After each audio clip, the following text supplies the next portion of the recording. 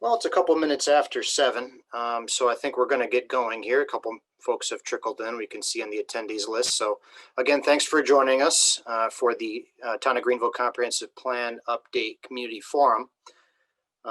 We've been working on this project for the last couple months, and this is our first chance since the online community survey to really hear from you all in the community. The committee and us, the consulting team from Barton and LaJudas, have met a couple times as we've begun to put this update together. So thanks again for taking a moment out of your Thanksgiving week to join us.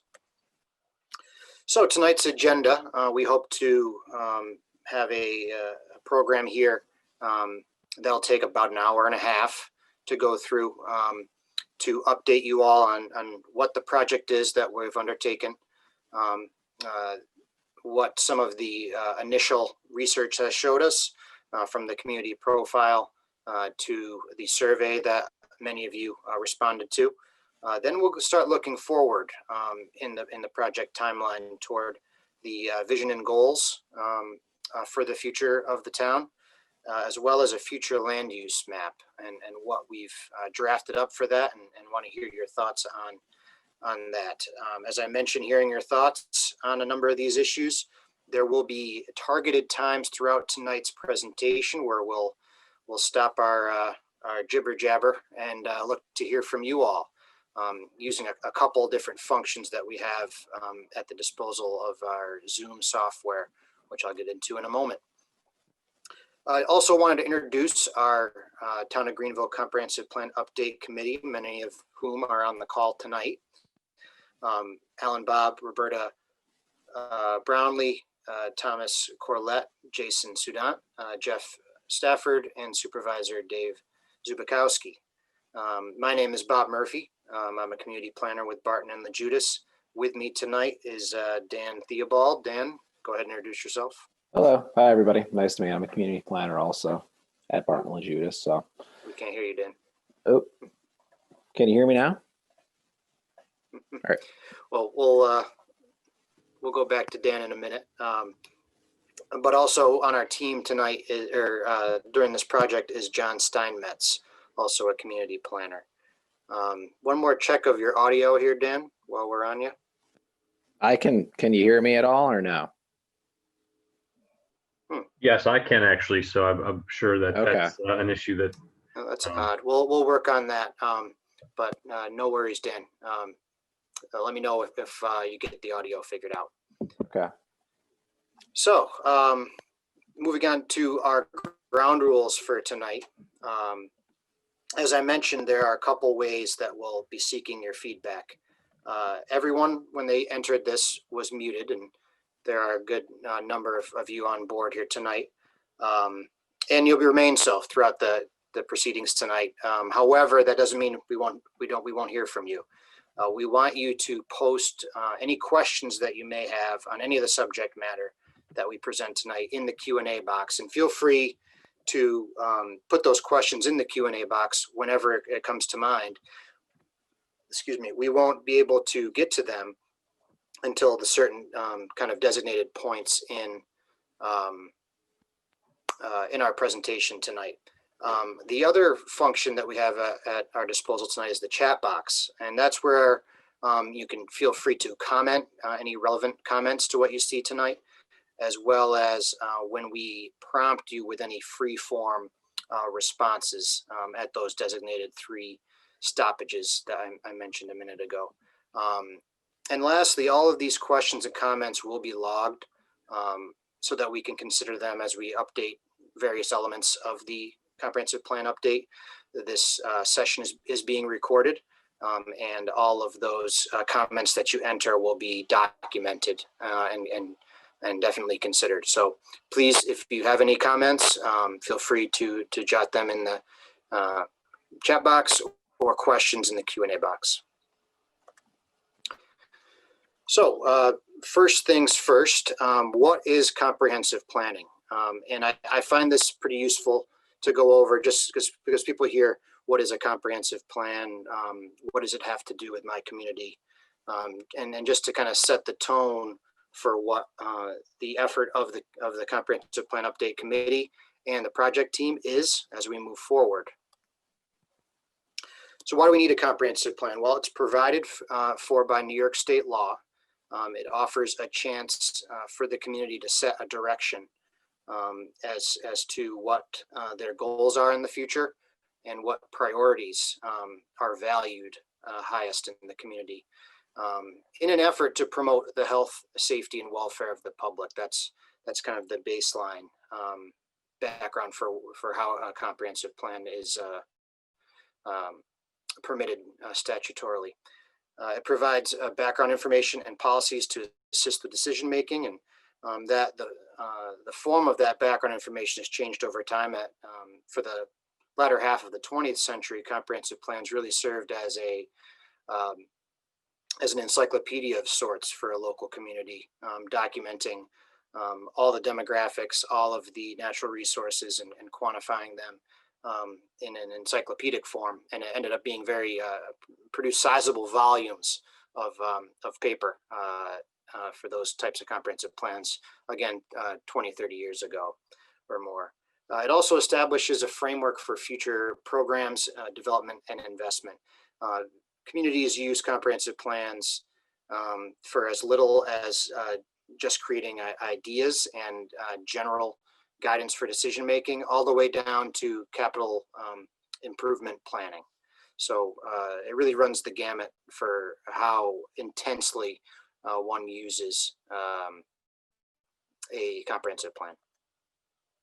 Many of you might have heard the term master plan, and then those master plans, it was really a term from last century, and we're really more engineering focused. A master plan for traffic patterns in a community, a open space master plan. Those things were kind of specific, structural, and tangible assets are often found in a master plan, while the planning field has really moved toward more all-encompassing, less tangible notions, items that you see on the left here that really provide overarching support for decision making in a community. Everything from community character, civic design, all the way down to aging in place. And aging in place means providing for housing for senior communities, so that folks don't have to relocate in order to, as their living situation evolves. So these sort of big ideas are now how comprehensive plans are viewed. What are the benefits of a plan? And there are many, and we'll go through 6 really quick here, just to show you how this can be used by the town going forward. And one is that it really represents a statement of local policies and priorities. This is a chance for for the members of the public, to really weigh in on what priorities in your community will be going forward. Is it a place where we take significant steps to preserve open space? Is it a community where a priority is placed on multimodal transportation? Or is it a community where folks like the commuting nature of the area and like to see that community character preserved? Those are examples of how a comprehensive plan can represent these statements of priority. To that same point, it provides direction to decision makers. A lot of times, questions that come before a planning board or even a town board aren't necessarily black and white, check the box, yes or no. They involve a little bit of gray area, and the priorities and goals and visions presented in a comprehensive plan can really provide guidance, so that those boards in question can make decisions that reflect the will of the community as a whole.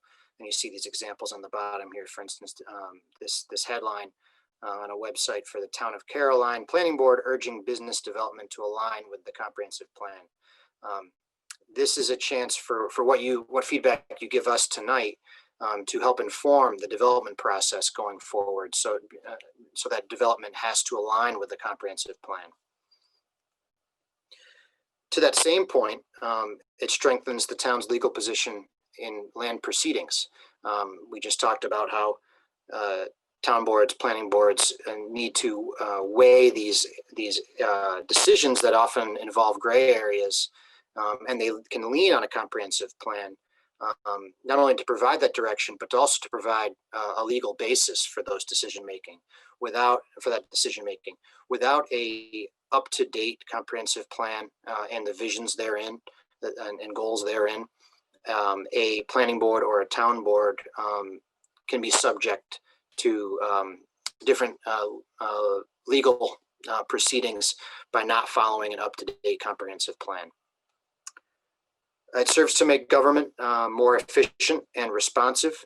For instance, tonight we get to hear directly from you all about the direction of this comprehensive plan update in an effort to be more transparent. The comprehensive plan update in any community is a chance for that real transparency to occur. It can also, a comprehensive plan update can also improve the efficiency of different operations within a municipality, from capital improvement planning to the inner workings between different town departments, from highway department to public health to the clerk's office and so forth. So it's an opportunity to improve that efficiency. It can also increase chances for funding for the town and its partners by outside organizations.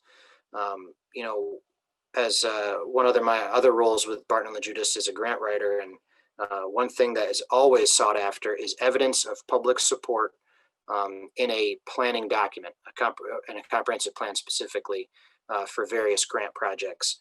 If the town needs new equipment to maintain trails or to a new surface for a rec facility, if that project or a goal supporting that project can be found in an up-to-date comprehensive plan, the chances of funding go up significantly for those projects. The reason for that being, funding agencies want to see projects, want to fund projects that have widespread community support. They don't want to fund a project and then come to find that the community is not behind it. There are protests behind that project, and it causes a lot of controversy. That's what funding agencies want to avoid. So if a project is specifically within a comprehensive plan or support for it in a comprehensive plan that has had this sort of community outreach and backing that we hope to gain from you all throughout this process, those projects will score better with funding agencies. And lastly, it fosters appropriate development. An up-to-date planning document, and any planning document, from a comprehensive plan to a zoning code update, it shows that a community has a clear direction and a clear a clear desire for what type of development it wants to see and where. Not only does that provide a little bit more guidance for municipal staff and decision-making boards, as we mentioned earlier, but also speaks to the development community and can maybe where they can tailor their development practices and proposals to meet those desires expressed in a comprehensive plan. And then that's why I say it fosters appropriate development, not just a sprawling development. It's really a way for the community to encourage the type of development that it wants, where it wants in a community. What a comprehensive plan is not? Well, it's not a end-all, be-all. It is just a part of the functioning of a local government and the various plans and policies therein. As you see on the left here, all of these elements, from administration to capital improvement planning, ordinances, and more functional plans, feed in to these larger kind of broad-based planning efforts like the comprehensive plan and other corridor plans to support a community-wide vision, which is what we hope to discuss with you all in a little bit here. So, and it works both ways. So, as I worked from the bottom up, it also works from the top down, where as you can start with where a community wants to be, and then those plans that fall in beneath it need to support that vision. That's why you see the double arrows and the plan consistency on that big arrow in the middle. It's an end. It's not an end, but it's the beginning of a process. The state recommends a comprehensive plan be updated every 5 years, if able. Many communities in New York State struggle to update that regularly. The town of Greenville's last comprehensive plan was from 2002, so due for refreshing there. A lot of technology has changed since then, but this is meant to be an evolving document that lives over time and is updated over time. So it's not meant to sit and be referred to forever. It's meant to be updated. It's not a reason to expect immediate change. A comprehensive plan, you often look more than 10 years out to see what type of community you want to be at that point. Then the policies and projects that are recommended therein and in subsequent updates are meant to help get to that that future outcome that you all want to see. As I mentioned, it's not permanent or rigid. It changes over time, and is also not a zoning or land use law. It does form the backing and support for any zoning changes that may occur or other land use law changes, but it is not a law in itself. It does not have teeth by itself. It just does support those other more tangible laws. So, and I like to share this quote when summarizing what the comprehensive planning process is, and it's comprehensive in its scope, not its detail. It is intended to integrate many related issues so that their connections are clear and understandable. The community should have realistic expectations of what a plan can and cannot accomplish. Like I said, it's not an end all be all. It's really a part of fulfilling what a community wants to be. It can guide the future, but not determine it. It can recommend actions, but cannot ensure they will occur. That's where it kind of differs from land use and zoning laws. The success of any comprehensive plan depends on the citizens of the municipality to work together and see that it happens. It's a common perception that plans can often just sit on shelves and collect dust, and in some cases that is the outcome for plans. We don't see that being the case here. We are developing a plan that can be implemented by municipal officials now and into the future, and we hope to encourage or to continue that momentum into implementation stages going forward. So with that said, I would like to turn things over to Dan. Can you hear me, Dan? Can you hear me, Bob, or no? Check your phone. Check your phone. You're gonna call in, Dan? No. Hold on here. Yeah. Sorry, I think Bob's speaker is off right now, so he can't hear anything coming. Just a second, everybody. He's catching up. I'll answer. We do have one question in the chat that I can get to. Can you hear me now, Bob? No. We currently hear you, Dan. Can you hear me? Okay. Currently we have 11 attendees. Somebody asked how many people are on this call right now. So we've got 11 attendees. Not sure what's going on with your mic there, Dan, but I'll handle this piece if that's okay. All right. So Bob can't hear me. That sounds good then. Bob will just do the next section. I cannot hear you, unfortunately. Okay. All right. Take over. Is that okay? Okay. So sorry for the technical difficulties, but we're going to go through our community profile right now. And while I check here, I see we have a question in the Q&A box already. So as you have them, please, jot them in that box and we can address them as we go through here tonight.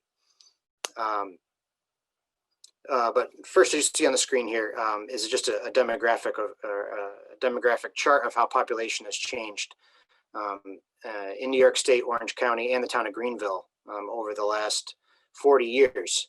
And you can see the population has gone up in the state by a larger percentage in the county, but the town of Greenville's population has more than doubled over the last 40 years. So important to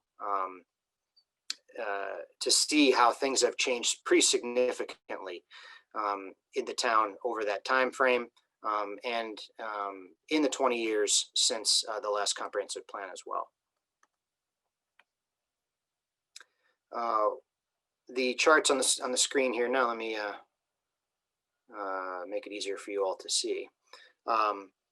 Really give a couple breakdowns of age in the community, and how the amount of people over the age of 45 has increased over the 7-year time span between 2010 and 2017, whereas the younger age groups have declined over that same time.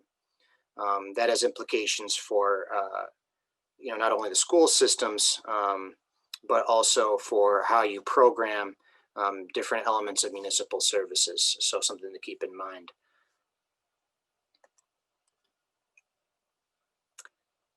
Next, we have the economy and some figures to show how the local economy affects the town of Greenville.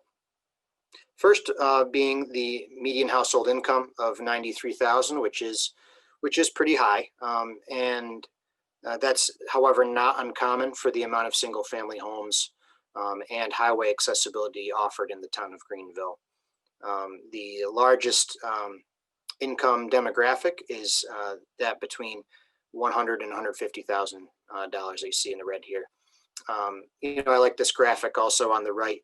It really kind of gives a picture of commuting patterns in any community, and in this particular data is for Greenville, and it shows that 103 folks commute into the town to work every day. 91 workers live and work within the town of Greenville, while 2,200 workers commute out.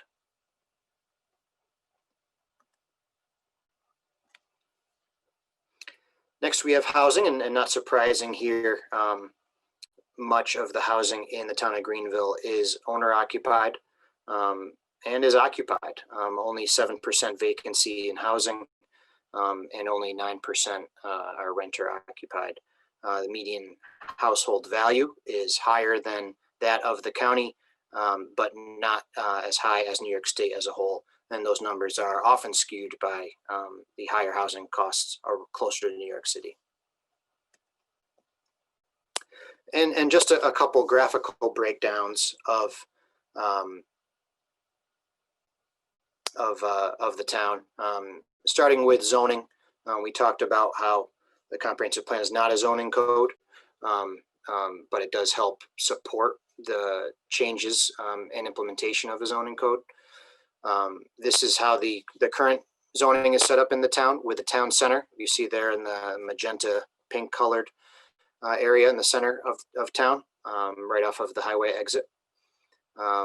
To the west, west of Old Mountain Road and Mountain Road, you have the Ridge Preservation District, which limits development abilities in that area, and really focuses more on conservation of the ridge and its viewshed. To the extreme east on Route 6 is the town subcenter area near the Eatontown Road intersection, and which has a little bit more flexibility in terms of zoning. Allowable uses, not quite the range allowed in town center, but more than the balance of town, which is everywhere else you see on the screen here, which really focuses on rural and single family housing. Next, we have the land use map, for the current land use map for the town. The gray areas that you see on here are vacant parcels, and then I should mention that this data comes from the county property assessors database. So this is how they've determined the use present on a property. And the yellow areas, which are also very prevalent, and in fact, the most by acreage in town, are residential in nature. Commercial in red, you see those scattered in small instances around the town, followed by recreation, which is chiefly the Cedar Lakes development up on the ridge. A couple industrial parcels, public services, and conservation in green on some of the more slope terrain on the ridge. Floodplains, as many of you know, the terrain varies significantly in the town, and there are, while there are some higher elevations, there are some floodplains, particularly along Rutgers Creek and the Shawangunk. And as you see here, there are over 900 acres of located within the 100 year and another 18.5 in the 500 year. Wetlands, following many of the same areas as the floodplains, do cover a significant amount of town. In fact, you know, in several discussions with the committee, the much of the area currently zoned in the town center is, you know, currently under wetland designation as well, which limits development potential there. So it is a situation well known within the town. As I mentioned, topography varies significantly in the town. As you can see in this graphic, the ridge to the west, you know, dropping off toward the east as you get closer to the Wallkill River.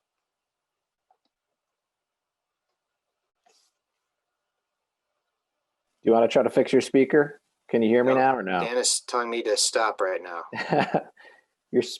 All right. 1 second, everybody. Dan, do you have a note you can show him? Can you check your text? I texted him, but I don't know if he checked it or not. Call in? No. You text. Dan, can you talk so he knows it's his speaker?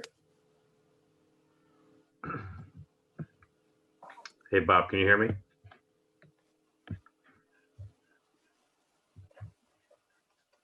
Hold on a second. Apologize for the delay here, folks. Bob, can you see that?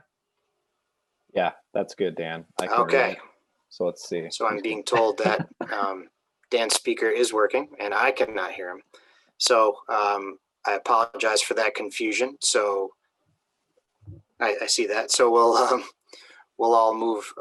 I'll let Dan fill you in on the survey review while I check my speakers. So yeah, Dan Theobald. All right, I'll go through the survey review. Go right ahead. All right, I'm going. He can't hear me, but I've started. I don't even know how we're going to go to the next slide now because he's the one who controls it. Dan Theobald, why don't you open up the slideshow and move the slides because I can't hear you. Good call. Okay, I'm going to do that. Now I have to share my screen. Hold on, everybody. Let's grab this. Okay. Hold on, everybody. Sorry about this. I wanted to answer somebody's question. That they said that I'm just going to do one thing real quick and address the zoning. Most of the town is zoned in this balance of town, and that's mostly residential. This area over here is all conservation. And then that center is town center, and this little area over here is the town sub center. So just to clarify that if it doesn't look clear enough on there. I'm guessing Bob still can't hear me because he's not making any comments, but I'm going to go into the survey review that went out in September. And this went from September until October 6th. And we had 220 responses for the survey. 50% of those responses were people who lived in the town for more than 20 years. A quarter of the people were residents for 10 to 20 years. 13% were between 5 to 10 years, and then 12% lived in the town for less than 5 years. And most of the people who took the survey, or 99%, owned their homes or property. The next question we asked was, what do you like about living in Greenville? By far, the biggest response we had was the small town rural atmosphere. Within the question, it was check all that apply. So of all the checks, it got 40% of the answers, but that equated to, of the people who took the survey, 206 people voted for that, which is really 94% of the survey takers responded to they like the rural town or the small town rural atmosphere within Greenville. We went a little bit into the economics of everything. So do you think your current tax assessment is equitable and fair? Most agree that it is. It was 40%, so the majority. A quarter of the people disagree, or just under a quarter, 24%. And 36% either agreed nor disagreed with that question. So then we followed it up with, should the town attempt to minimize tax increases by promoting commercial development to expand the tax base? So this was pretty split, this answer. It was just a little more than the majority. So 43% of everybody selected that the town should promote commercial development. 38% disagreed, and 19% were in the middle. And that 19% had increased since our last meeting, because it was about 44, 42 agree, disagree. So that's where that falls. So then we followed up should the town promote commercial development with what types of commercial development do you see as being critical in the town or unnecessary? And we had participants choose between 5 through 1. So 5 being the most critical, 1 being unnecessary. So the only response that had the type of commercial development that the town sees as critical was dining and restaurants. That had almost 50% scored that as a 5 or a 4 as being more critical. So the yellow is 3. If you can see that, the next to the right is orange, that would be a 2, and unnecessary was a 1, and that's red. So the next closest, it was still more on the unnecessary side, but the next 2 closest were eco and agritourism, and then a gas station or auto related services. So this was mostly, it was the next closest on the critical side, but mostly unnecessary. And then everything else, pretty much people put 1s down for medical services, retail center, event venues, fitness centers, personal services, lodging, and then industrial and warehousing. So really dining and restaurants was, people view that as a critical need in the town, or a critical type of development that would be accepted. So then we asked, where should new commercial development be focused? Most people kind of put the general Route corridor or Route 6 corridor. So it was Route 6 corridor had 43%, the intersection of Mountain Road and Route 6 had 44%, and then the Mountain Road corridor had 12%. So definitely that Route 6 corridor was a main hot spot for potential development.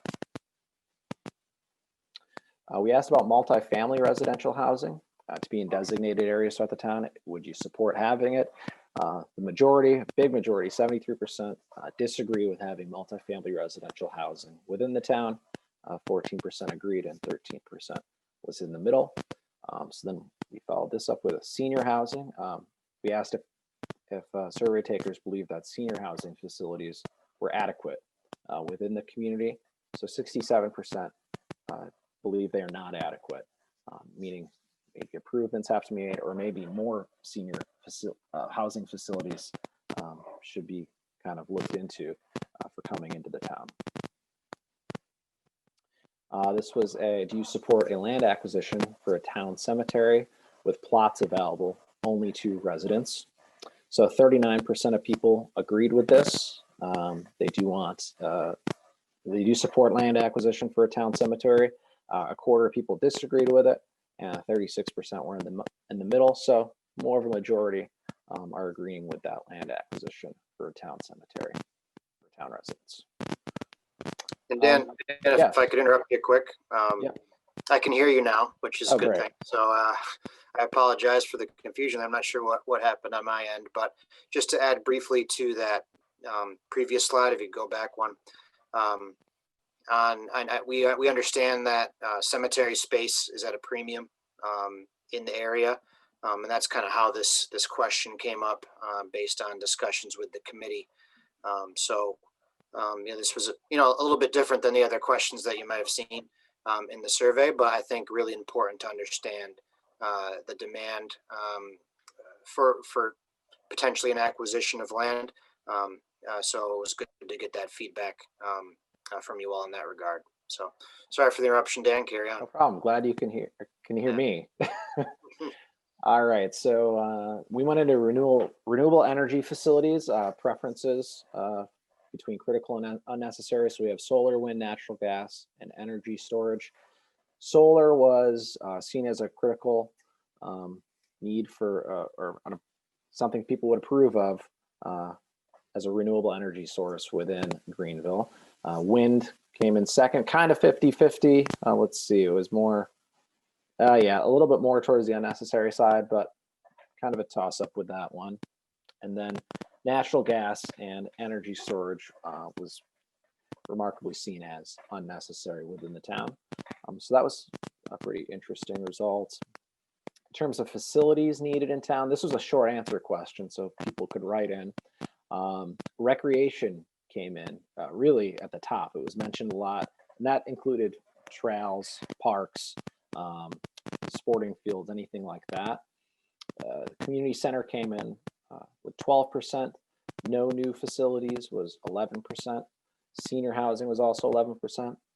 Fire, medical, police kind of could be grouped together, sort of. That was 8%, 7%. And then library, childcare, 5%, and then under 4%, restaurant and dining. Not really a public facility, same with gas stations, but they kind of could be. Tourism, farmers markets. So those were all under 4% for types of facilities needed in the town. A big response for recreation. And the next question was about recreation. What trails and parks do you use in Greenville? And again, town of Greenville Park came in big time with 39%. A lot of people in the town use that park. The Huckleberry Ridge State Park Forest, Appalachian Trail, Shawangunk Ridge Trail, Benny Water Park, all coming in. And some people don't use any parks or trails at all. And then 2% go outside of Greenville. And this was check all that apply. So, and then how could parks and trails in the town be improved? Expansion of parks and trail development kind of also goes with that extension of trails. That came in at the top. Better signage, more amenities, better maintenance. These all came in as significant ways that the trails parks and trails in the town could be improved. And then some other probably less than 3% one-time answers. Advertise parks better, pave them, lighting, volunteer programs, splash pad, dog diving dock, bathrooms. They're all good things that could go into a park.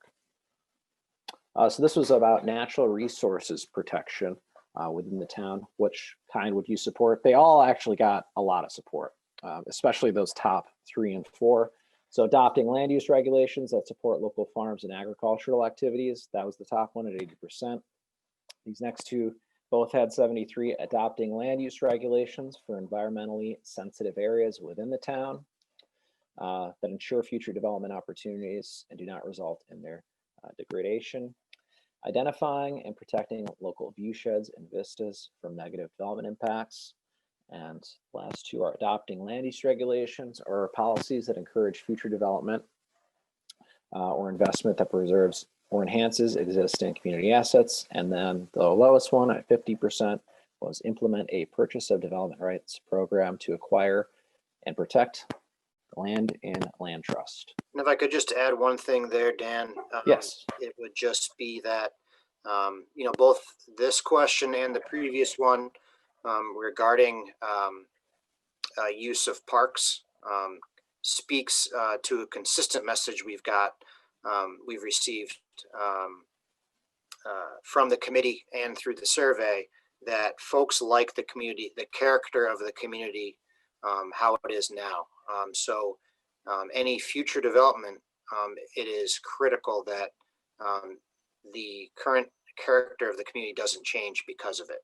So that really arms the committee and the town going forward with a path to, setting the land use regulations that keep that character in spite of changes in development patterns. So these were all self-reinforcing responses that we got, which is important to the direction of the plan. Definitely. All right, so I think we're near the end here. The biggest concern within our town, our community, is new development. Kind of what you just sort of said, losing that character. The taxes or cost of living. Too much residential development, again, kind of goes along with new development. No concerns, crime and safety, people coming in from New York City, having a community center, or maybe not having a community center activities or library would be the concern. And then infrastructure and road repair. We did ask if the survey failed to address anything besides people saying no. The other answers were road maintenance and traffic light on Mountain Road, taxes again, communication, participation with residents, police, keeping the rural feel and not expanding, and zoning. And then on the other side, you can see there diversity representation, daycare, ways for more community interaction, garbage pickup, keeping young people, housing sizes, signage, and traffic. And then we did pull some quotes from the short answers. Some people, are saying they want more areas for young people to come in, small development in small areas, agritourism, support agriculture, and take existing farms and add to community participation, or in expanding the parks, kind of what we had mentioned before. And then this is the visual preference part of the survey. So this kind of just, we kind of give a visual of what potential development could look like if it were to be there, to try to keep it with kind of a rural feel or a rural design. These pictures have different screening options in front, like this mobile on the left has a screening with different trees compared to the one on the right. And these were overwhelmingly clear, the answers that we got to these questions. So it was 97% liked the image on the left. We did another gas station, kind of the one on the right again has more of a rural architectural design with some screening again in there, and 96% of people chose that one. Other categories we went into is like department stores or retail stores, so like Walgreens on the right again, kind of has more of what a feel that could potentially be in Greenville compared to the one on the left, which is mostly just a parking lot. It looks more like on a commercial strip. Sort of like this other image on the right, which is on a commercial strip, a bank. This is a bank on the left as well, but kind of blends more into the street, just as more visually appealing. With multifamily housing, we gave two options. We know in the survey, most people don't want multifamily housing, but there is some types, for example, on the right that do look nice. At least they don't look like they'd be multifamily housing compared to the one on the left. So the one on the right. And I would just add that it's less intensive on the right. Yeah. They have the image of single family housing, albeit with smaller lot sizes, whereas the image on the left really lacks consistency with the current design aesthetic in the town of Greenville. Right. Yep. And I think the one on the right I believe it's from Rochester. This image may not be the best thing that fits into Greenville, but it is a nice looking lodge on the left, and 92% of people agreed with it. Again, that's probably too intense for Greenville. Maybe we should have reconsidered this picture, but 92% of people liked it. On the right was, I think, a Days Inn from Middletown, which had 8%. So these were some lodging options. And then again, kind of a commercial strip ideas here on the left. Only at 1% compared to on the right, where there could be, a small cluster of some small businesses that could somewhere fit into Greenville. So that was there. And then finally, drive-throughs we did. One on the left had 96%. Had some screening, had some greenery, a little bit more appealing than the one on the right, which is again more. You'd see that more in like a commercial strip or something like that. Then we were going to get into the polling, our first polling section here,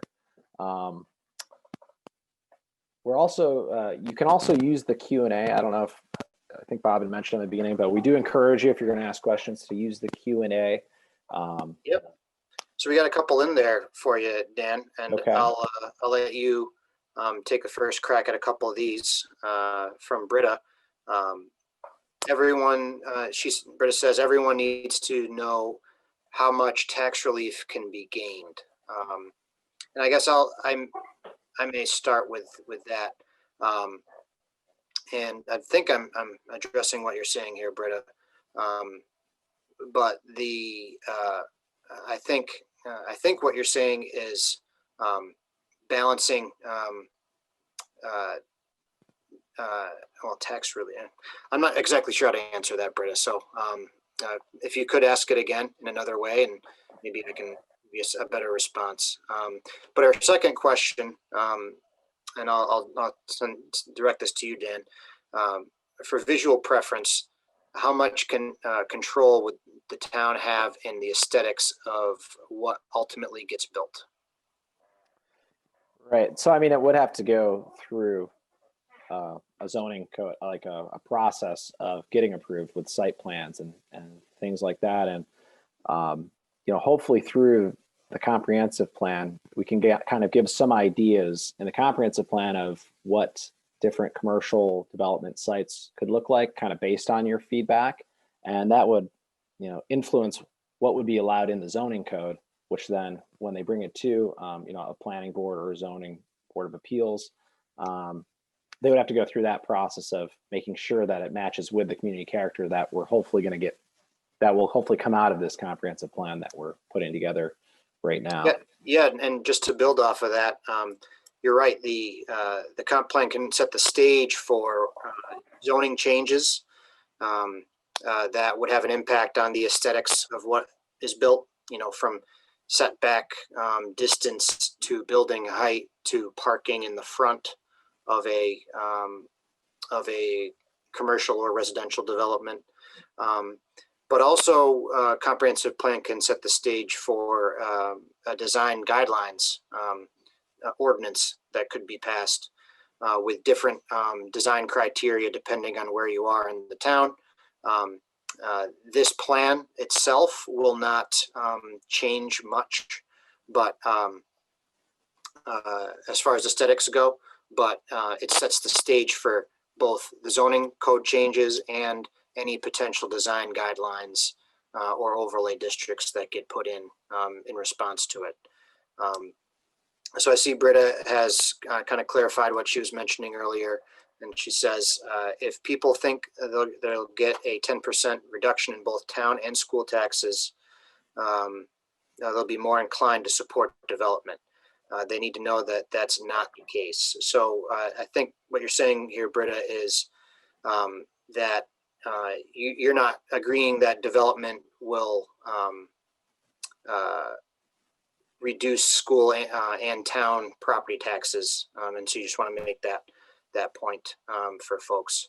So something to consider there, definitely. So now that we've responded to a couple of the Q&A here, we'll next go to the polling questions that we have for you tonight. So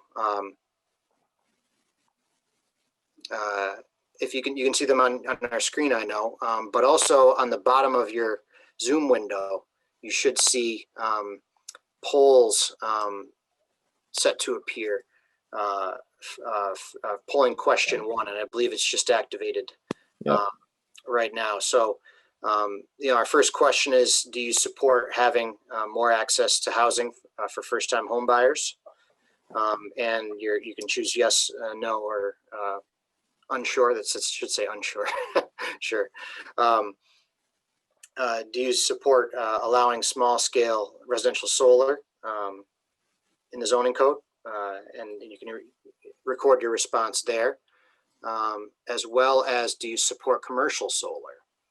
So if you could right now open up that poll section and respond with your preferred answers there. After we get a couple more responses, we'll share the results with you all. as we get down to it. The last question there in this group is what parks and rec, improvements would you like to prioritize? With park and trail development, better signage, more amenities, or better maintenance. So a lot of these call on some of the same questions we asked in the survey.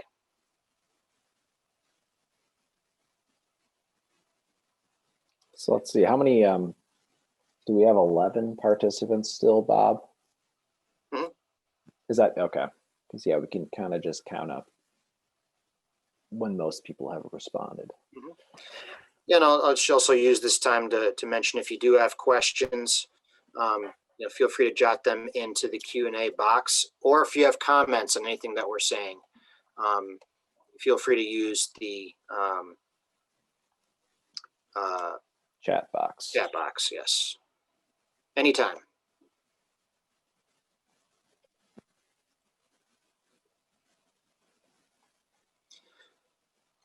Well, we've got about 75% of you responding so far. And just to, can we share those with folks? Can they see that? Yeah. There we go. So as we can see here, of the participants who have joined us tonight, there is support for first-time home buyers in the town, increasing that support. There's support for allowing small-scale residential solar, although there's some uncertainty for that. There is 44% of folks have said they don't support commercial solar in town, which is a big issue, of course, across the western part of Orange County. And then lastly here, there's a preference for just more development of parks and trails to improve recreation in the town, with more amenities also being a choice people have selected. So thank you for your feedback in that polling round. We'll be launching another poll here shortly. So if you can stick around for that, we'd love to hear more of your feedback. Yeah, that's good. That helps us expand on some of the other survey questions. So do you want to take this back over, Bob? I'll let you be the Keep going. slide master now, Dan. Yep. All right, I'll be the slide master. Okay. So, as we mentioned at the beginning of this meeting tonight, and it is about 7:55 right now, our first kind of mission for tonight was to go through that community profile and survey review after introducing you all to what we're doing with this comprehensive plan project. The next two items will be our vision and goals section, and then the future land use map. So just to orient you there, we'll also have stoppages for Q&A and responses to the chat as well, and polling between each of them. So first up, we have our vision and goals. And just to give you a sense of what that means, for those of you who may not know, the central part really of a comprehensive plan is its vision statement and goals or policy framework. The vision statement is that future state that I talked about at the beginning of tonight's session, with the policies and goals then helping the community achieve that vision. Then at the third level, you have actions and strategies that help fulfill those goals, which then help fulfill that vision, that future state that the town wants to be. So in speaking with the steering committee for the project, it was understood that in many ways the vision and goal statements in the existing comprehensive plan are still relevant in the town of Greenville. And so all we did was kind of tweak and update some of the language, keeping many of the notions similar, and updating them a bit. But we want to get your feedback on them. So over the next couple slides, I'll walk through that vision and goal framework with you all, and then we'll go back to the vision and goals a bit and after a couple slides, and invite you to weigh in via our polling feature. So first we'll go to the vision statement. And as I read this slide, I'd like you to kind of envision what it's projecting for your community. And as thoughts come to mind, please enter them in the chat.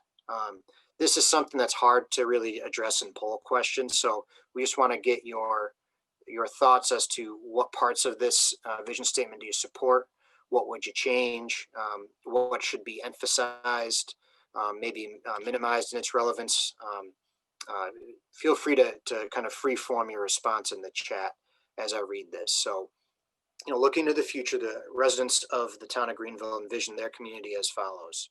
Greenville is a rural community which takes pride in its reputation as a cherished place to reside and raise a family. It is a place where small-scale farming remains integral and where nature and recreation is accessible for all ages. The town is dedicated to preserving its rural character, scenic beauty, and environmental resources while protecting its residential communities and carefully guiding commercial development. Greenville's town center off of I-84, along with its agricultural market, has contributed to its economic prosperity and a high quality of life for its residents. The town continues to work with all residents to preserve and enhance what makes Greenville home for the benefit of current and future generations. So again, this statement is the town in 20 years. This is what it would be said about the town of Greenville. So just take a minute, enter your thoughts if you can in the chat, and we'll move on to the goals in a minute.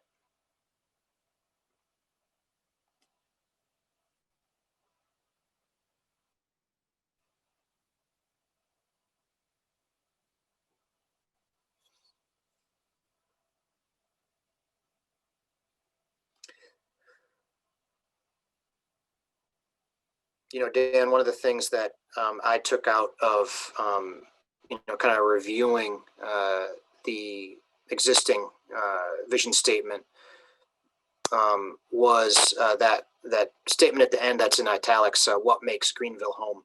And that's kind of, I think, a good measurement for how to frame recommendations for this plan. What about you?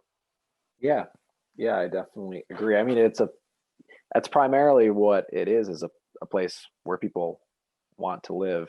And so, yeah, I think there's a lot of opportunities to make it even better. Mm-hmm. So.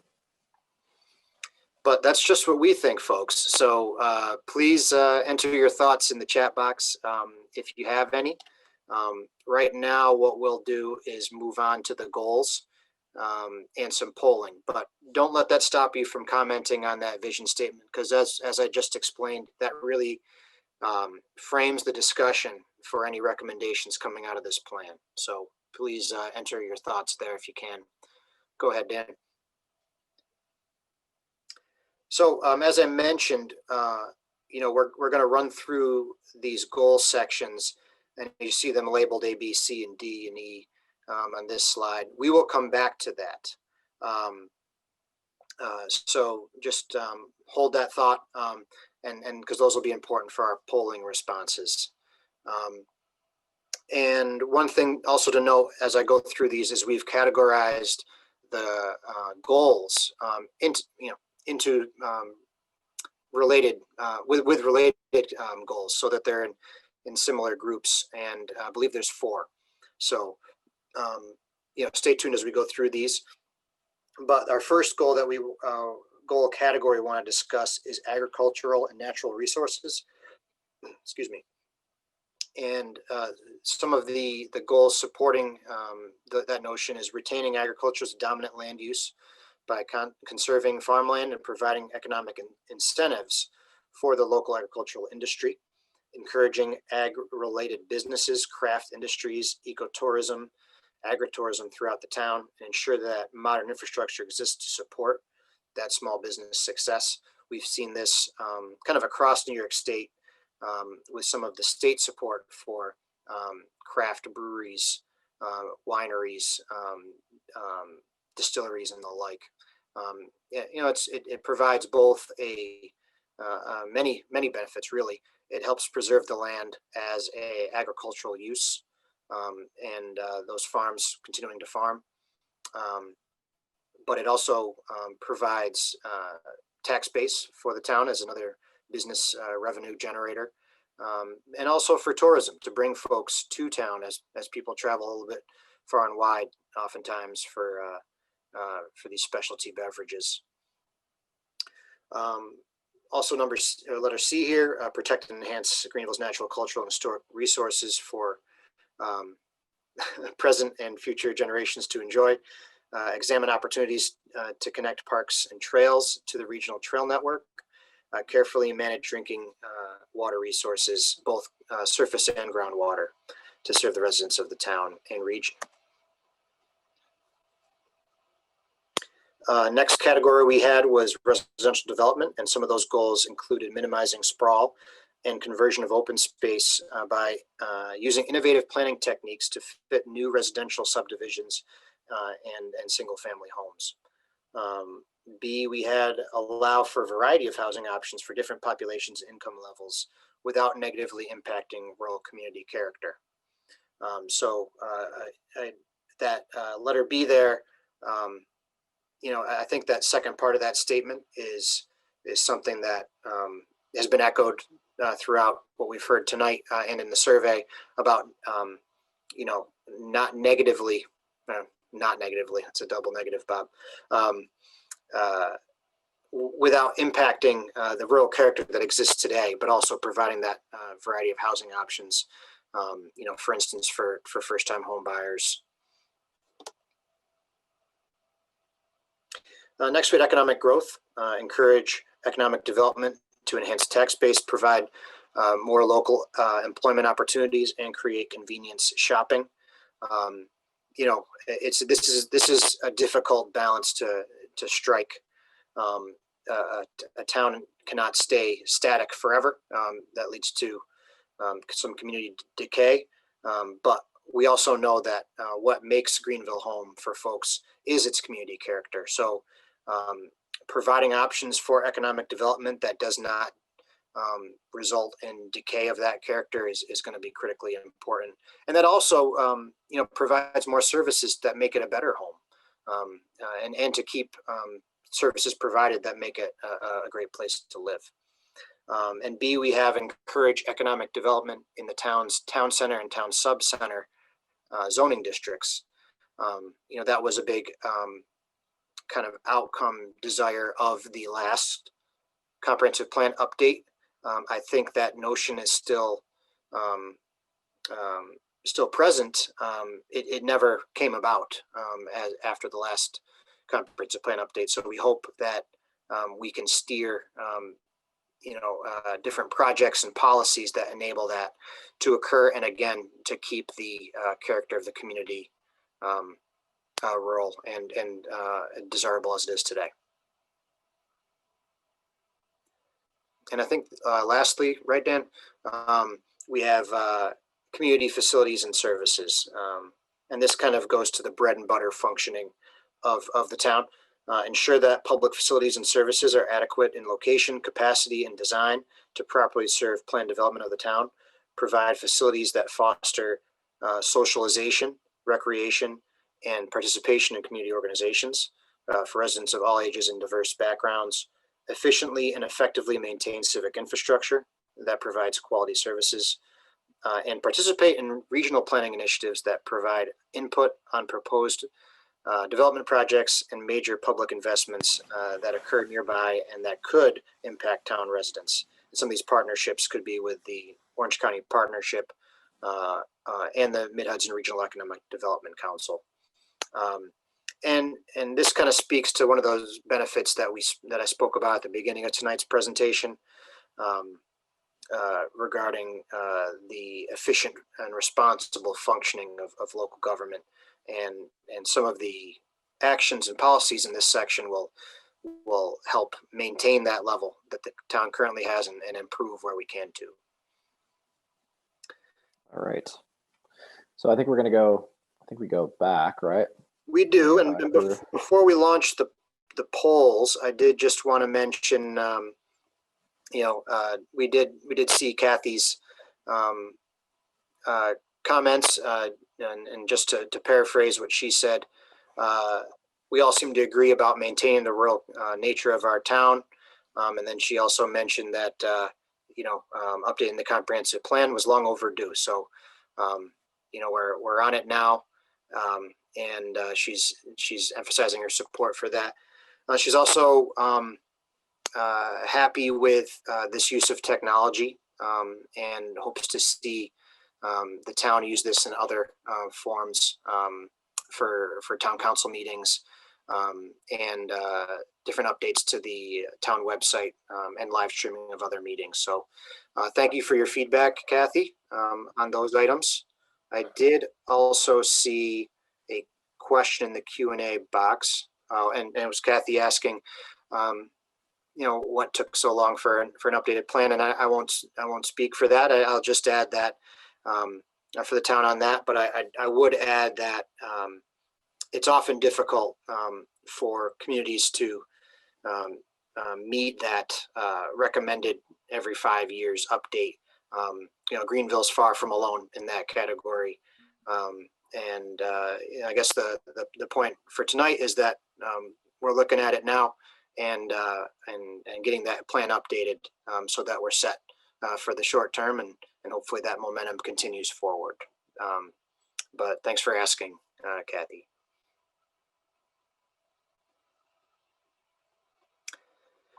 So I think now, Dan, we're going to launch our polls for the goals section. And again, if you have any questions or comments on the vision statement, please enter them in the chat. But we'll launch our polls right now. And if we're launching poll number 2. And as you see on your screen in front of you, we'll kind of flip through them here every 30 seconds to a minute. But we're asking you, what goals do you support? And you can select as many as you like. You could select none. We want to see what goals here are gaining support, and please select at least one. That way we can see what ones you didn't select and deduce that that's a goal that you do not support. And again, these particular goals have to do with agricultural and natural resources.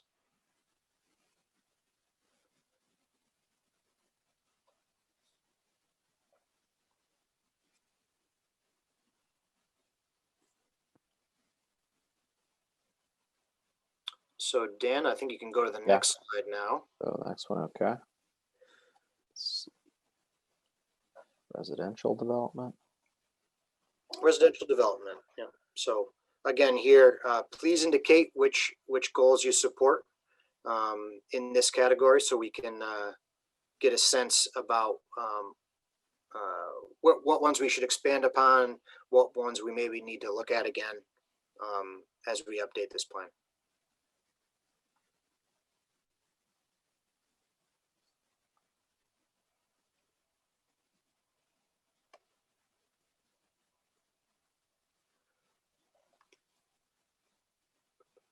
All right. Do you want me to go to the next one? Yes, please. All right. So we got economic development, I think is next. There we go. Next, we have economic development here. So again, folks, please enter what your preferences are here, so we can take that away from tonight's session.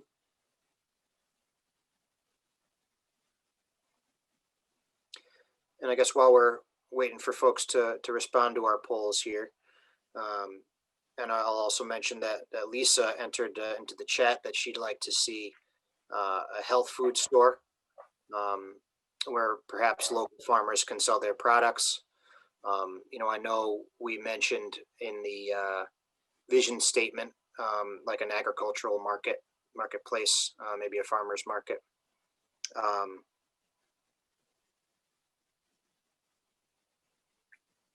All right. I'll see if I can go on to the next one here. And actually, let's stay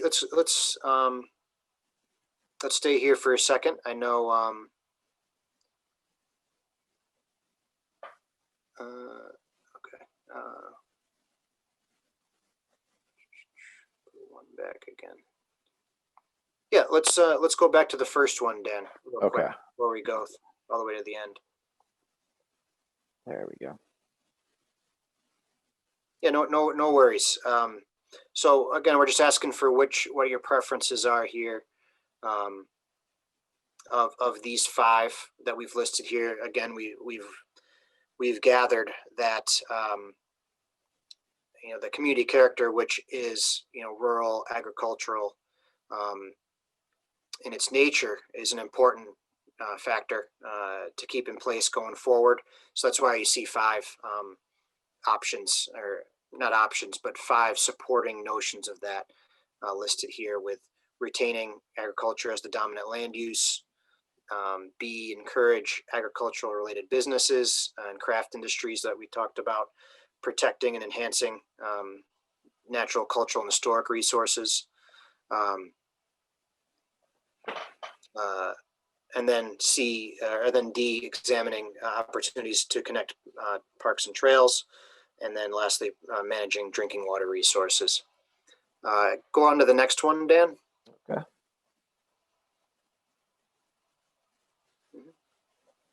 No problem. And I'm seeing your comments coming in the chat here. So as things keep coming up, let me know. Residential development. Our goals here are to minimize sprawl and conversion of open space by using innovative planning techniques like cluster subdivisions, for instance. And we'll show them another example of that in the slides coming up. And then B, allowing for a variety of housing options without negatively impacting rural community character. I think we can go to the next slide, Dan.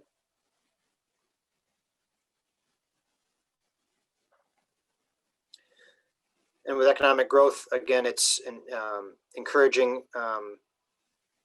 economic development, appropriate economic development that enhances the tax base, also creating local employment opportunities and convenience shopping for goods and services, and then encouraging that development to occur in the town center and town sub-center areas. So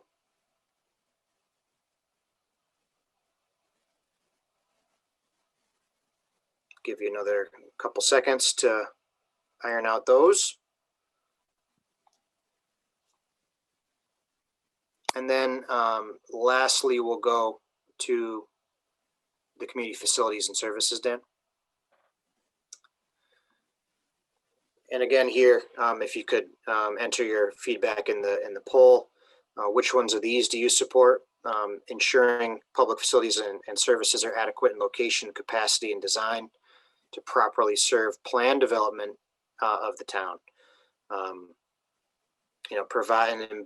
Provide facilities that foster socialization, recreation, and participation in community organizations for residents of all ages and diverse backgrounds.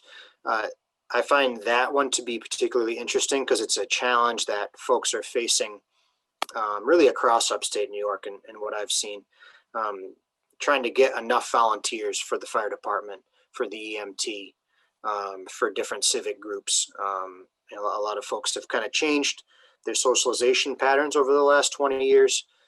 So an emphasis on this is I think, a good thing to include in a comprehensive plan. This is my 2 cents. C, efficiently and effectively maintaining civic infrastructure that provides quality services. Again, this is kind of bread and butter, making sure the roads don't have potholes in them, that they're plowed in the winter, and that communications technology is appropriately applied throughout the town. And then D, participate in regional planning initiatives and in looking for partners that could enable kind of win-win scenarios. And those partnerships could include, for instance, and this is not limited to Orange County Partnership and the Mid-Hudson Regional Economic Development Council. So we'll give you another couple seconds to respond to those.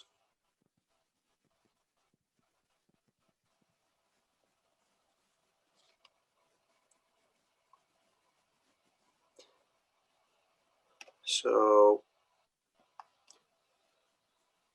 I'll give you another couple seconds. Once you finish the poll, then we'll get your results. So.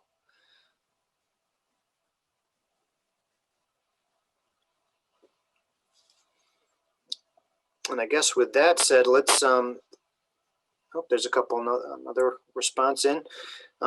Let's show the results of the survey here, if we can. Oh, well, so Britta says it won't let you. Have you selected a response, Britta, for everyone?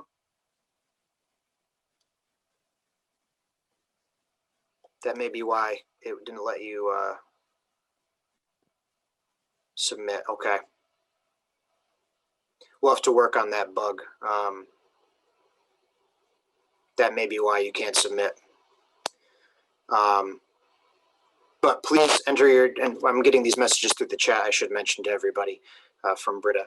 So Britta, feel free to offer, if there was a category you chose not to support either option on, let us know which one that was. I won't broadcast that, but it'll be useful for us understanding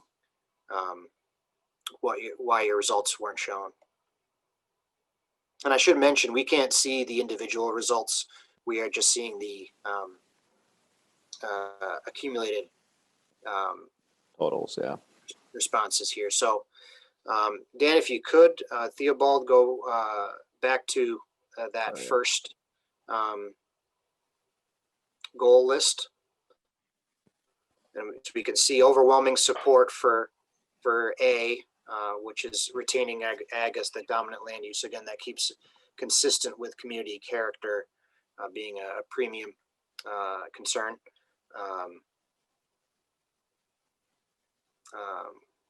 And then C was also, C and E also at 75% support with protect and enhance Greenville's natural, cultural, and historic resources for multiple generations, and also managing drinking water resources.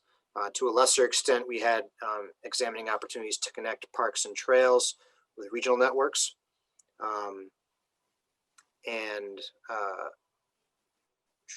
And then lastly, about 50% of you supported that ag business notion that I brought up earlier. Go to the next one, Dan.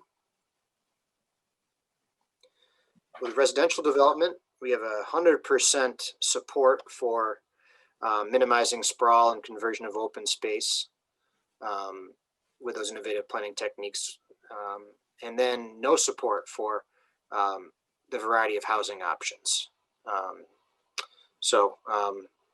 Thank you for your feedback on there, and we'll see where that leads us for recommendations in the comp plan. Going to the economic development slide in the interest of moving along here too. Kind of frozen. There was some support for each option here. Certainly not total support for either of these options. Of kind of balancing that commercial development in the future with maintaining community character, and then where does that get directed to in that B notion? So thank you for your feedback on that. And then with category 4, a lot of support for these, in particular, 100% approval of ensuring that public facilities and services are adequately designed and serviced, and maintaining effective and efficient infrastructure. To a lesser extent, providing facilities for socialization and recreation. And then lastly, the regional partnerships. So thank you for your feedback on those. I know that in the chat, we did get some responses that were geared toward, minimizing that sprawl development and minimizing commercial development even to a degree. And the idea of not letting Greenville become what some of the other suburbs around Middletown have become. So thank you for your feedback there as well.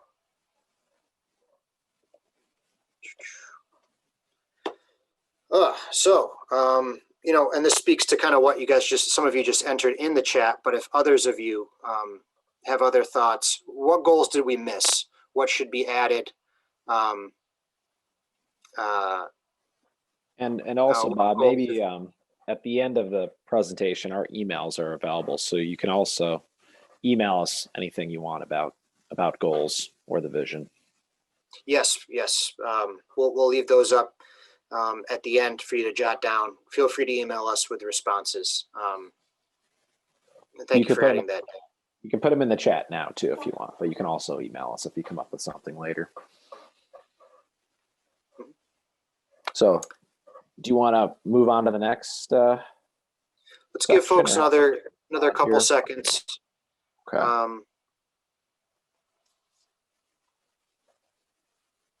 And while folks maybe think about entering something in the chat in response to goals we may have missed or should be added or removed, I see another comment in the chat here about development that sometimes meets requirements, but doesn't, meet the desired community aesthetic.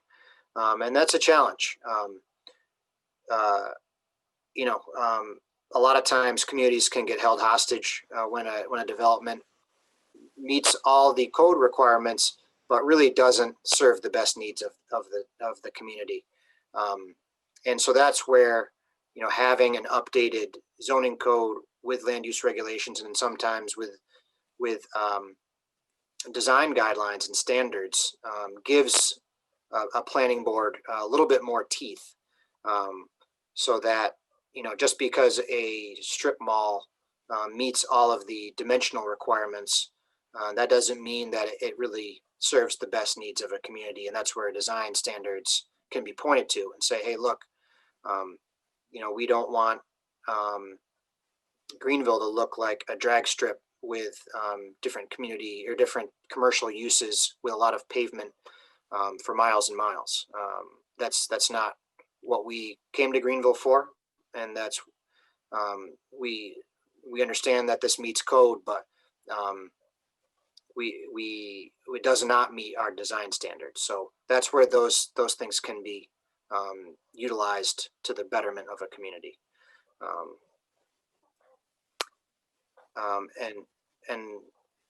I see just to iterate what Britt is mentioning in the chat here, of a potential development that meets all standards but looks ugly. The question is, does this hypothetical community have those design standards adopted? And is it something that the planning board can lean on to pressure a developer to change their design in a way that does fit the needs of the community? So it's hard for me to say if the town would be able to do anything to stop it in that hypothetical scenario, but they would need an updated zoning code backed by a comprehensive plan and potentially design guidelines to help steer that development in the right direction. So I hope that kind of answers what you're asking for there.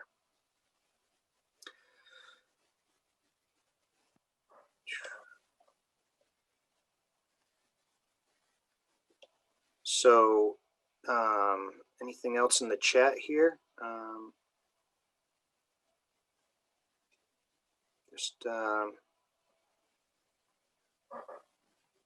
Oh, and we also have a comment in the chat here about, you know, emphasizing handicap accessibility for new buildings, whether they're public or commercial.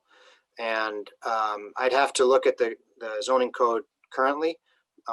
Many codes have that provision in there already as part of a compliance with the Americans with Disabilities Act. But that's certainly something that if a zoning code does come after this, will need to be ensured that is included going forward. But thank you for that comment.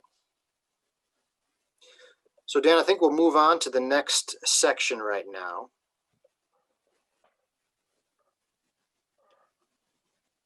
The future land use map, and it is about 8:30, right? It's almost 8:30. So just a couple more slides here and one more prompt we'll have for you all. And thanks again for spending some of what many of you is the beginning of a holiday week with us. So future land use map. This is something that will also be included in the comprehensive plan update. This kind of puts into a geographic sense some of the notions that we've just talked about from the community vision and goals. And it's not a zoning code, a zoning map rather. It is more general than that. So to describe what a future land use map is, it's looking at the current land use patterns within the town. If any changes are desired, what are they? Where would they go? And then we're looking at general areas, not a parcel by parcel analysis of we like this house, we don't like this lot, so on and so forth. So in that quote at the bottom, it's really, you want to think about for the next 10 years, the use of this general corridor or area should remain or become blank. So that's what a future land use exercise is.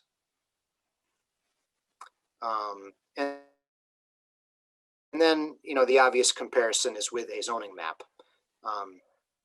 And as I mentioned, the future land use map, flume in planner speak, and I apologize if I drop into that from time to time.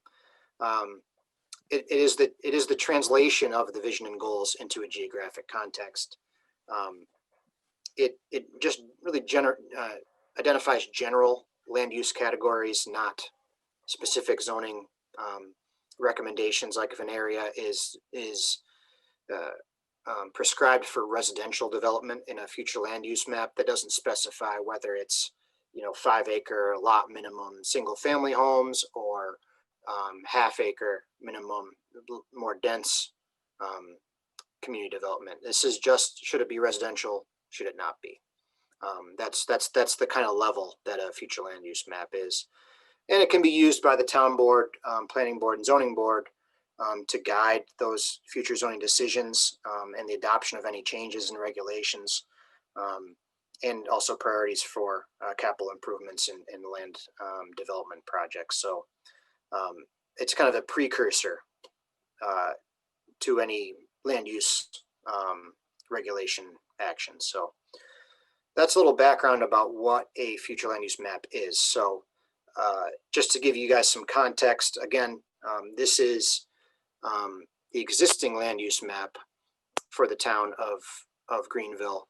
And what we've done here is we've brought in all the vacant parcels, and the way the county property assessor categorizes parcels, if they are vacant, they are assigned as vacant commercial or vacant residential or vacant industrial.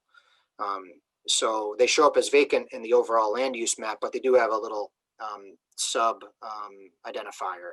And so we use that to remove all the vacant parcels and group them with the types of development character that they would be if they were occupied. So here in the yellow, we have residential. In red, we have areas that are identified as commercial according to the county property assessor. In ag, we have as the sort of wavy green areas that kind of look like puffs of grass that you see out there. There's also conservation areas and the recreation areas as well. That's what it looks like today. And so what we want to think about with the future land use map is, should any of these land uses change in the future, and where, and if at all. So that's kind of where we're thinking. And to give you a little bit more context, so the zoning map, I believe here too, right, Dan? Yep. That this is currently how the zoning map looks. And I know the color's a little light on the presentation here tonight. But again, to the west of Mountain Road and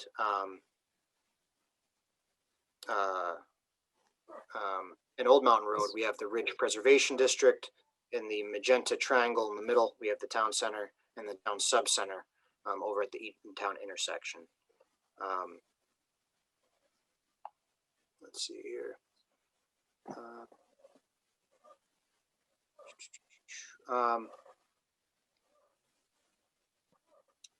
So with that said, we'll just wrap things up with our draft future land use map. And I want to point out, and obviously the thing that's going to jump out to folks is this mixed use commercial district, not district, future land use area that you see here in the orange. And this is envisioned in discussions with the committee as a mixture of residential, public, and commercial uses, much like there is today. Just offering the flexibility with design sensitive, appropriate commercial options in that corridor. It is the most highly traveled local road, non-interstate road, I should say, in the town. And as you see some of the highlights on the map and with the stars, that's kind of the desire there. It does change from the existing zoning map with that a big hole in that triangle being carved out for, in this case, agricultural future land uses. That's that teal color that you see. Again, there's the conservation areas up on the hill, as well as residential and all the yellow areas around. So again, these are our general use categories that we're looking at here. So that's what we want to get your feedback on. If you go to the next slide, Dan. Yep. And then just to further describe what we mean by this mixed use commercial. Something that conventional development pattern on the left is maybe what you see closer into Milltown through Wayanda, with parking area, building, parking area, building, one after the other, with a lot of pavement, and just a lot of land being eaten up by these uses, and billboard signs everywhere. Not the community aesthetic that we see in our discussions thus far, and in the survey results for the future of Greenville. We see it more as a mixture where you might have some housing, rural housing with large lot acreages, interspersed with some compact, small scale commercial opportunities that don't eat up a lot of real estate, but also provide that flexibility for property owners to use it in that way. Much in the way to fulfill some of the goals that were expressed for economic development. So, and then that includes the provision of dining, goods and services, as well as professional services. For instance, legal, small private practitioners of different medical services and the likes. And we envision that on some of the main corridors within the town that already have enough higher level of service for transportation such as Route 6 and Mountain Road. So that's what we mean a little bit by that commercial land use, commercial mixed use, future land use designation. So now we're going to first look at our Q&A box to respond to questions there. Let's see. So I see Lisa here has entered a couple things. I know you had trouble with the chat, so I apologize for that. But we do see your comments in the Q&A. I know Lisa had mentioned the local deli could use some sprucing up, cleaning up around the outside, signage and parking lot repaired, etc., to be more inviting those entering Greenville and local and for local folks. And thank you for that, Lisa. And I agree. I'm not exactly sure with the building that you're referring to, but that's where this expressing this desire for more control over the design of future development along these main corridors could kind of be the linchpin that allows for some development, some progress going forward, but not to change the character of the community and to result in aesthetically pleasing travel corridors through town.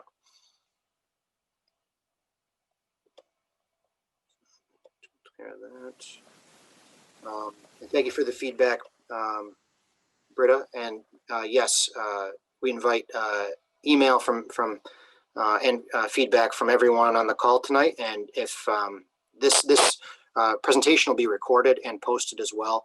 So if folks are maybe interested in what we talked about tonight, they can access it and then be able to respond to us via email as well. So please spread the word on that if you can. All right. So I think that's what we need to address right now in the Q&A box. Now we're going to go to the polling again. So if you guys could open up the polling one last time here to our polling number 3.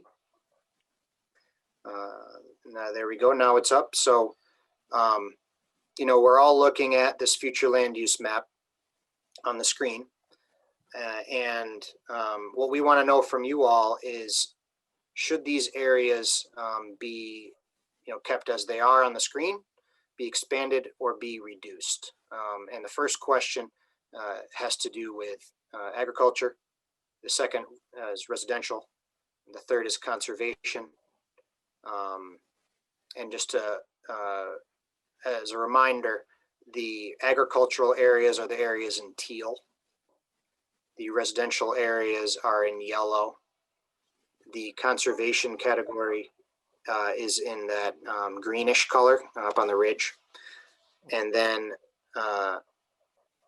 lastly, the mixed use commercial category is in the orange, orangish red along Route 6 and Mountain Road.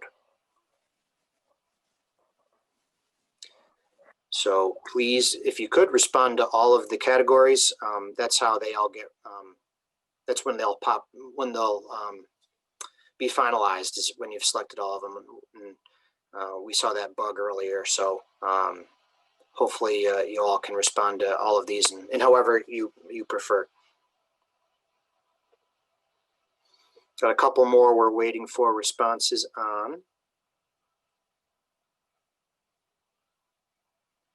And we'll have a couple free-form questions after this, but I wanted to give you all another, a couple seconds to respond here, and then we'll go through what we've, the responses that we've received for these.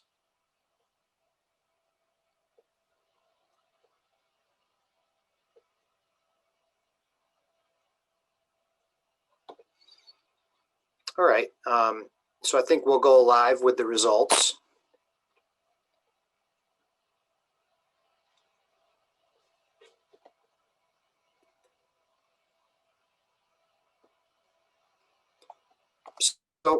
Starting with the agricultural category, it looks like you all are either in favor with how we have ag right now, or that it could be expanded. And that kind of fits with our discussions all night about keeping community character the way it is. Residential category, overwhelmingly would like to see it remain, with a small percentage of folks hoping that it might be reduced a little bit. Conservation category, again, similar responses to the agricultural category. Everybody would either like to see it remain as it is or expanded. And then lastly, we have a little bit divergence on the mixed use commercial category with, it's kind of split between how folks see that, with the majority, or I should say the largest percentage, being reducing that area.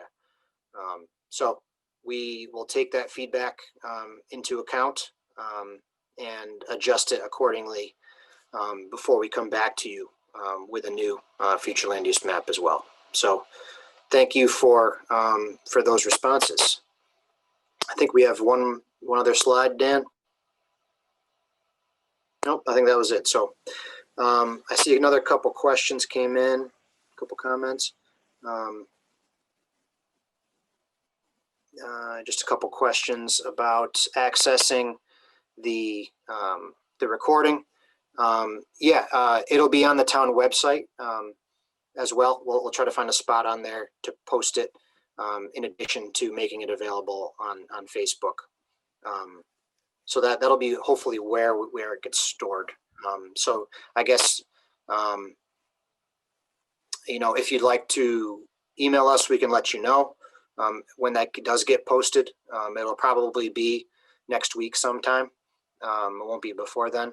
But that's the goal here. We want to make sure folks see this and that they can respond to it, even if they weren't here tonight.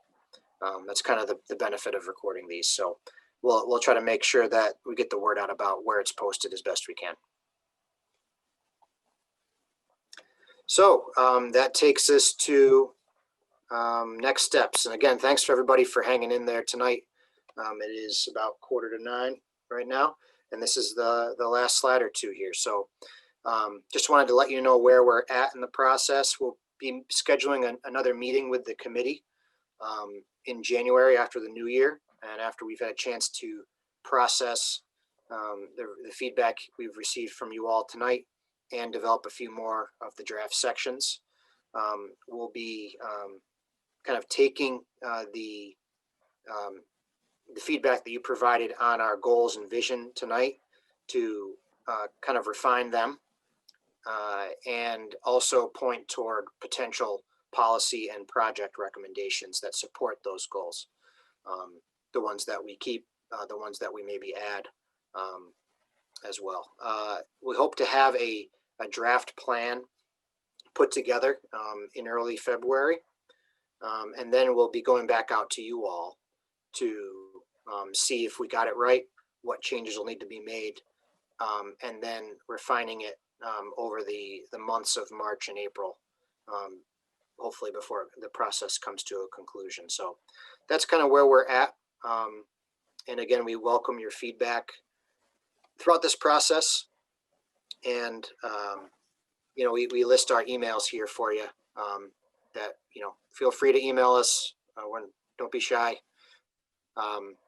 We love talking about this stuff with folks, especially you all who know the community more than we ever could, not being from Greenville. So, you have our long-winded email addresses at the top there. We always, at B&L, we always ask for other people's emails so that we can just send you ours, because it's a mouthful to type out bartonandlejudas.com. So that's all I had. Dan, did you have anything to add as we conclude things? No, just thanks again for everybody for taking the time. This will be really valuable to, moving the plan along. And yeah, thank you for coming out for this. Hopefully we'll see you again. Thanks again, everybody. Like we said, we'll have this posted online somewhere. We'll also have a recap memo generated of your feedback, so that you'll see what you said in general, no names. And we'll keep progressing the project over the next couple of months. Thanks for joining us tonight again, and have a happy Thanksgiving. We'll see you next time.